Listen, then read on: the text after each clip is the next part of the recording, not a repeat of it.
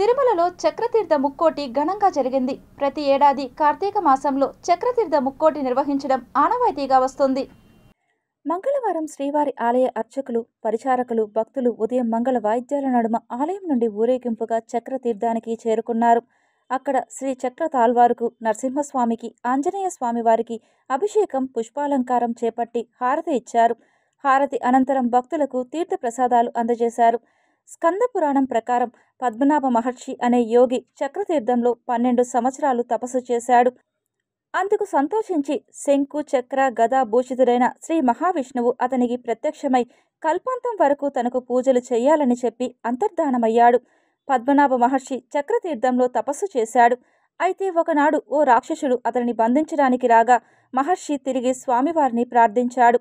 అప్పుడు స్వామి తన చక్రాయుధాన్ని పంపించి ఆ రాక్షసుడిని సంహరించాడు. అటు తర్వాత ఆ మహర్షి శ్రీ సుదర్శన చక్రాన్ని ఆ ప్రాంతంలోనే ఉండి భక్తులకు రక్షణ కల్పించాల్సిందిగా స్వామివారిని కోరాడు. భక్త వల్లభుడైన స్వామివారు ఆ సుదర్శన చక్రాన్ని ఆ ప్రాంతంలోనే ఉండేలా ఆజ్ఞాపించడంతో ఈ తీర్థం చక్రతీర్థంగా ప్రసిద్ధిగాంచింది.